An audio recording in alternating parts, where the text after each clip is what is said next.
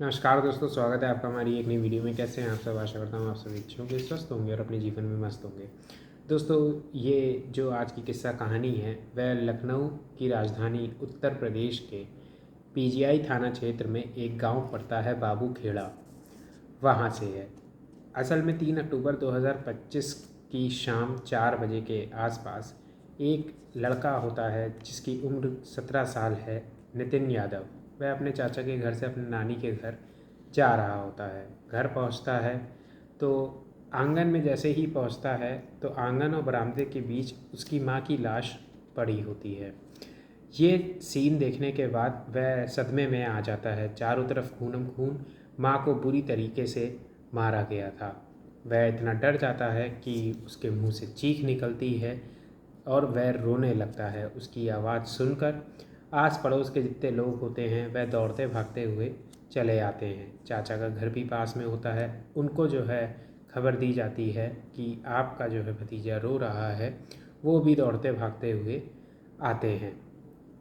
अब जैसे ही सब लोग इस चीज़ को देखते हैं, इस दृश्य को देखने के बाद सभी लोग सदमे में रह जाते हैं कि दिन दहाड़े इस तरीके से किसी ने हंसते खेलते परिवार में इस जो है घटना को अंजाम कैसे दे दिया, जबकि जो है हरा भरा मतलब जो है गांव है, मतलब लोग जो है वहाँ पर मौजूद हैं। तो ये किसने जो है किया और क्या हुआ यहाँ पर? तुरंत जो है एक तरफ पुलिस को खबर करी जाती है, दूसरी तरफ रमेश यादव जी, जिनका ये घर होता है और जिनकी पत्नी के साथ ये कृत्य किया गया होता है, उनको भी जो है खबर पहुंचाई जाती है। रमेश यादव जो है डेयरी का काम करते थे, तो वो अपने जो है पशुओं को चराने के लिए ले गए थे। दौड़ते भागते हुए आते हैं, पुलिस इधर पहुंच चुकी है। उनके रो रो के बुरे हाल हैं। इन्वेस्टिगेशन पुलिस शुरू करती है।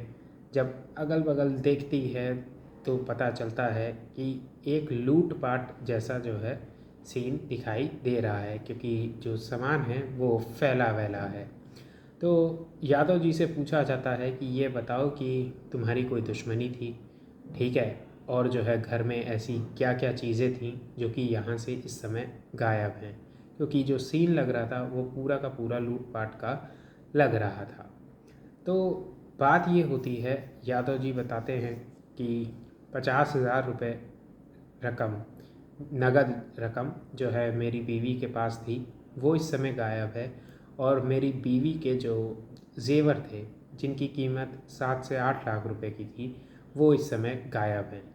और पूरे परिवार में इस समय जो है प्रीत यादव, जो कि उनका बड़ा लड़का है, निखिल यादव जो कि उनका बीच वाला लड़का है, और नितिन यादव, 3 लड़के हैं, जिसमें से प्रीत और नितिन यादव वहाँ पर मौजूद हैं, लेकिन निखिल यादव का कोई अता पता नहीं है।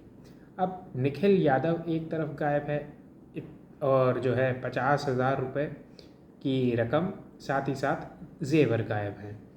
तो ये जो दो चीज़ें गायब हैं, पुलिस को ये लगा कहीं निखिल के साथ भी कुछ गलत ना हो गया हो। तो पता किया गया, तो जो है उसको फ़ोन मिलाने की कोशिश करी गई तो पता चला फ़ोन स्विच ऑफ आ रहा है। तुरंत जो है उसका सीडीआर निकाला गया, पता किया गया आखिरी कॉल किसके पास है, तो पता चला कि एक लड़के के पास उसने जो है आखिरी कॉल करी है। हालांकि जो है चाचा को भी फ़ोन किया था, लेकिन चाचा ने फ़ोन नहीं उठाया था। तो एक लड़के के पास कॉल करी थी। 26-27 बार उसने कॉल करी, 27वीं 28वीं बार जो है दोस्त उठाता है और जो है वह निखिल कहता है अपने दोस्त से कि मैं जो हूँ बदमाशों के पीछे भाग रहा हूँ। बदमाश जो है मेरे घर में लूटपाट करने आए थे, उन लोगों ने जो है मेरी माँ की बुरी तरीके से हत्या कर दी है। मैं जो हूँ उनके पीछे भाग रहा हूँ और उनको पकड़ने की कोशिश कर रहा हूँ। और इतना वह कहता है और कहने के बाद फ़ोन कट हो जाता है। ये बात जो है पुलिस को जो है आखिरी कॉल जब निखिल ने उस अपने दोस्त को करी थी, उससे जो है ये बात पता चलती है। अब पूरी जो है तस्वीर एक तरफ से जो है क्लियर हो रही थी कि ये लूटपाट का मामला है और निखिल मिसिंग है। ये खबर जैसे ही परिवार वालों को पता चलती है, परिवार वालों के हालात जो है गंभीर हो जाती है और फिर उनको ये लगता है कि ये क्या हो गया। भाई और जो है पिता कह रहे होते हैं कि माँ तो चली गई, पत्नी तो चली गई, लेकिन भाई को और बेटे को जो है ढूंढ दीजिए, गुहार लगा रहे होते हैं। अब दूसरी तरफ क्या होता है, तुरंत पुलिस जो है ढूंढने के लिए की कोशिश करती है, साथ ही साथ ये सारी खबर अखबार में भी आ जाती है। 5 तारीख की घटना है। फ़तेहपुर का एक लड़का है जो कि बैठकर इत्मीनान से अखबार पढ़ रहा होता है और अखबार में वो कुछ फ़ोटो देखता है जिसमें निखिल यादव जो है होता है और उसमें लिखा होता है कि जो है एक माँ की मृत्यु हो गई है और निखिल यादव का कुछ अता पता नहीं है। इस तरीके की जब वह खबर पढ़ता है तो पता ये चलता है कि वो लड़का बहुत ज़्यादा परेशान हो जाता है। अब एक फ़तेहपुर का रहने वाला लड़का एक खबर पढ़ने के बाद इतना ज़्यादा परेशान हुआ जा रहा है, आखिर माजरा क्या है। बात ये होती है उसके बाद कि वो सभी अगल बगल के लोगों से पूछना शुरू करता है कि ये बताइए ये घटना वहाँ पर घटी है।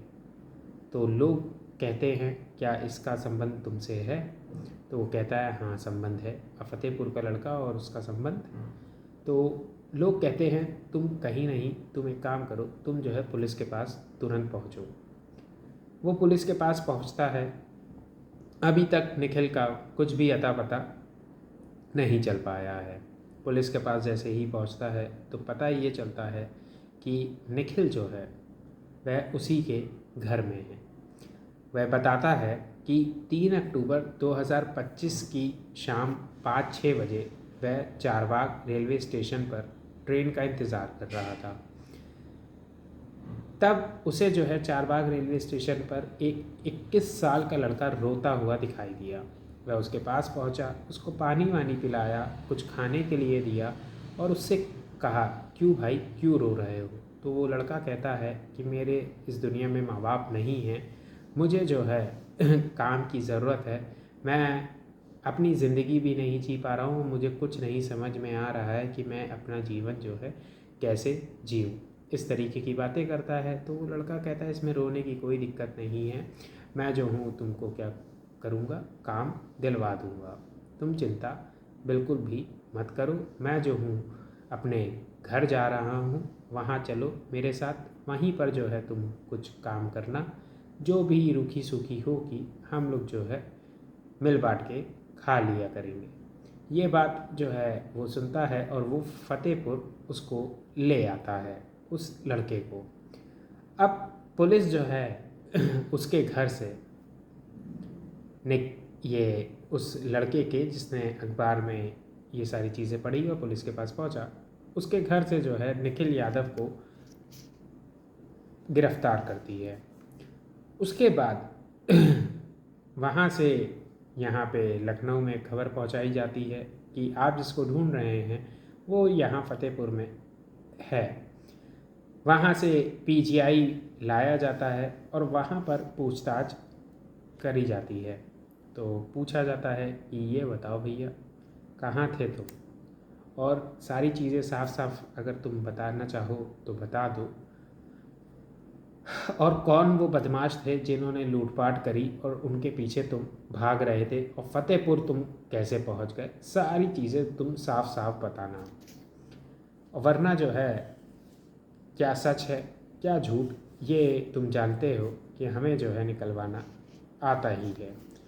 तो वो ये कहता है कि असल में बात ये हुई थी कि मैंने कुछ एप्लीकेशंस डाउनलोड करे थे जिसमें जो है गेम्स थे और वो जो है बेटिंग ऐप्स थी, उनमें मैं धीरे धीरे करके पैसा लगाने लगा। पिताजी जितना कमाते थे उतना जो है मैं कुछ मिनटों में कमा लेता था। मुझे अच्छा लगने लगा। वो बेटिंग ऐप्स जो है परमिशंस मांगती हैं कि क्या हम आपकी क्या कॉन्टैक्ट लिस्ट को इस्तेमाल कर सकते हैं, क्या आप अपनी जो है गैलरी का एक्सेस आप हमें प्रोवाइड करेंगे। तो उसमें उसने ओके कर दिया था। धीरे धीरे करके वो जो है पैसे लगाते जाता और जो है पैसे जीतते जाता। ऐसे कर कर के जो है 100, 200, 500 कर कर के वो 50 लाख रुपए तक जीता भी था। और फिर जो है वो 50 लाख रुपए हार भी गया। उसके बाद जो है 10 लाख रुपए माइनस में चला गया। अब 10 लाख रुपए का उसका क्या हो गया था, कर्जा हो गया था उस बेटिंग ऐप से। उसने 3-4 जो है और बेटिंग ऐप्स को जो है क्या किया इंस्टॉल किया। उसके बाद जो है वहाँ से भी कई जगहों से जो है उसने कर्जा ले लिया। उसने अपनी जो है दोस्त से भी कर्जा ले लिया, महिला मित्र से भी जो है कर्जा ले लिया, और भी कई दोस्तों से कर्जा लिया। और जिनसे जो ऑनलाइन उसने कर्जा लिया हुआ था, वो जो है कर्जे वाले उसको कहते थे कि देखो तुम्हारी और जो है तुम्हारे दोस्तों की और जो है कोई महिला मित्र होगी उसकी जो है आपत्तिजनक तस्वीरें या फ़ोटो होंगी, वो जो है हमारे पास हैं। और अगर जो है तुम ये सोचते हो कि तुम बच जाओगे तो और पैसा नहीं लौटाओगे और बच जाओगे, तो ऐसा नहीं है। हम जो है इन सभी चीज़ों को क्या कर देंगे, वायरल कर देंगे। वह डर जाता है और लगातार जो है इसमें पैसा लगाता रहता है। पैसा लगाते रहो, खेलते रहो, तो तुम जो है बचे रहोगे और पैसा धीरे धीरे करके चुकाते रहो। अब उसको कुछ भी समझ में नहीं आता है। बीए में पढ़ने वाला स्नातक का छात्र है और वह बड़ा ही दुविधाओं में फंस चुका है। लालच एक बुरी बला है, उसी चीज़ में वह फंस जाता है। दिमाग में बस खाली ये चल रहा होता है, पिताजी जो है दिन रात मेहनत करके कमाते हैं, मैं तो सिर्फ बैठे बैठे इतना कमा लेता हूँ। 10 लाख का इतना बड़ा कर्जा जो है उसके सिर और माथे पर चढ़ता है। उसके बाद वह जो है कुछ भी नहीं समझ पाता है। उसको ये लगता है कि क्यों ना जो है घर में ही डाका डाला जाए। अब बात ये होती है कि उसको मालूम है कि घर में जेवर भी हैं और पैसे भी हैं। तो 1 अक्टूबर 2025 की का समय होता है कि उसकी माँ जो है अपने नानी के घर गई होती हैं। वह अपनी माँ को लेकर आता है और कहता है कि जो है आप जो है वापस आओ। 3 तारीख को वो लेकर आता है, अपनी माँ से चाबी लेता है और माँ जो है उसको चाबी दे देती हैं अलमारी की चाबी देती हैं। तो वो जो है जानता है कि कहाँ पे जेवर रखे हैं, कहाँ पे पैसा रखा है, सारी चीज़ें जो है वो निकालना शुरू कर देता है। माँ अचानक से देखती हैं कि ये क्या, तुम मेरे मंगलसूत्र के साथ क्या खिलवाड़ कर रहे हो। माँ समझ जाती हैं कि मेरे आजकल जो जेवर गायब हो रहे हैं और मैं अपने पिताजी से कह रही हूँ कि पता नहीं मेरे जेवर कहाँ हो जा रहे हैं, मुझे समझ में नहीं आ रहा है। इसका मतलब जो है चोरी तुम ही कर रहे हो, घर में डाका तुम ही डाल रहे हो। इस तरीके की जब बात होती है तो वो कहता है कि आप अब पिताजी से कुछ नहीं कहोगी, मैं बड़ा ही परेशान हूँ और सारी चीज़ें।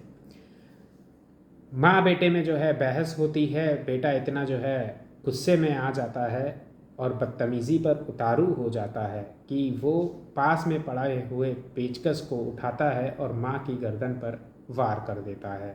बुरी तरीके से माँ को घायल कर देता है। घायल करने के बाद सिलेंडर उठाता है, उस सिलेंडर से माँ के मुंह पर मारता है। माँ पहले ही अधमरी हालत में थी, खून उनका बह चुका था और बुरी तरीके से जो है उनकी क्या कहा जाए, शब्दों में जो है बयां कर पाना भी बड़ा ही मुश्किल रहता है कई बार, लेकिन बहुत ही बुरी तरीके से हत्या कर देता है। सोचिए आप, किसी इंसान के ऊपर जो है सिलेंडर पड़ रहा है और वो और कोई नहीं उस लड़के की माँ है, जिन्होंने जो है उस लड़के को क्या दिया है, जन्म दिया है। तो इस तरीके की जो है घटना को ये लड़का अंजाम देता है। उसके बाद उस सिलेंडर को किनारे रखता है, सारी चीज़ों को वहीं जल्दी से एक पिट्ठू बैग में सामान रखता है। घर में पिताजी की गाड़ी होती है, उस पिताजी की गाड़ी में बैठता है। उस गाड़ी को जो है कैंट के एरिया में पहले जाता है, उसके बाद जो है चारबाग पहुंचता है। एक स्टैंड पर गाड़ी खड़ी करता है और उसके बाद वहां जाकर प्लेटफॉर्म पर रोने लग जाता है। और वहीं पे जो है फतेहपुर के लड़के को वह मिल जाता है और वो उसे जो है फतेहपुर ले जाता है। 5 अक्टूबर को वो पढ़ता है अखबार में और उसके बाद सारी चीज़ें जो है आपके सामने मैंने बयां कर दी हैं।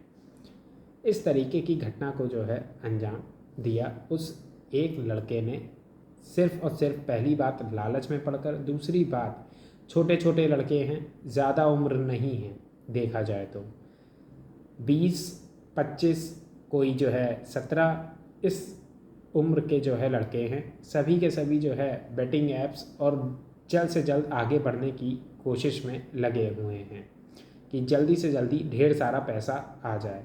लालच में भी फंसते हैं। और मैं आप सभी से ये कहना चाहूँगा कि ये जितनी भी ऐप्स हैं, ये सारी की सारी ऐप्स जो है आपको फंसाने के चक्कर में है। सीधी बात है, आपकी जो इमेजेस हैं वो जो है उनकी परमिशंस उनके पास पहुंचती हैं, पहुंचने के बाद वह उसका जो है गलत इस्तेमाल करने से ज़रा भी हिचकिचाते नहीं हैं। तो इसलिए आप ये इन चीज़ों पर ध्यान रखें। छोटे छोटे बच्चे हैं, कभी भी उनको जो है एडल्ट फ़ोन कभी भी ना पकड़ाएं। एडल्ट फ़ोन का मतलब ये होता है कि जिसमें आपका यूपीआई हो, ठीक है, आपके जो है बैंक अकाउंट से रिलेटेड डिटेल्स हो और सभी चीज़ें। बच्चे ध्यान नहीं देते हैं, इन सभी गेम्स को खेलते हैं, पहले जीतते हैं, उसके बाद जो है हारना शुरू होता है। 50 लाख से ज़्यादा रुपए जीता था और फिर जो है 50 लाख पूरे हार गया और 10 लाख और हार गया। तकरीबन 60 लाख रुपए वह लड़का हार गया। तो इस तरीके से जो है ये सभी गेम्स चलते हैं। इसमें जो है आप ही का नुकसान है और साथ ही साथ जो है परिवार का कोई ना कोई सदस्य होता है। अभी लखनऊ में एक घटना मैंने पहले भी सुनाई थी, जिसमें जो है एक लड़के ने अपने आप को क्या किया, अपने आप को मार डाला, छोटे से बच्चे ने। दूसरी घटना ये है जिसमें जो है लड़के ने अपनी माँ को मार डाला। तो इस तरीके की घटनाएं हमारे समाज के बीच सामने आ रही हैं, जो कि एक बहुत ही बड़ा चिंता का विषय है।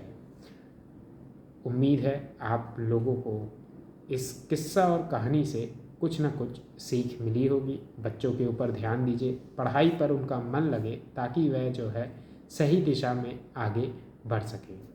उम्मीद यही है कि आप लोग इस चीज़ के ऊपर सोचेंगे ज़रूर। दोस्तों, जाने से पहले मैं आप सभी से ये अनुरोध करना चाहूँगा कि अगर आपको हमारी वीडियोस पसंद आती हों तो इस वीडियो को लाइक करके चैनल को सब्सक्राइब ज़रूर कर लें, ताकि ये इन्फॉर्मेटिव कंटेंट हम सब जो है मिलकर आप सभी के सामने लाते रहें। मिलेंगे दोस्तों अगली वीडियो में।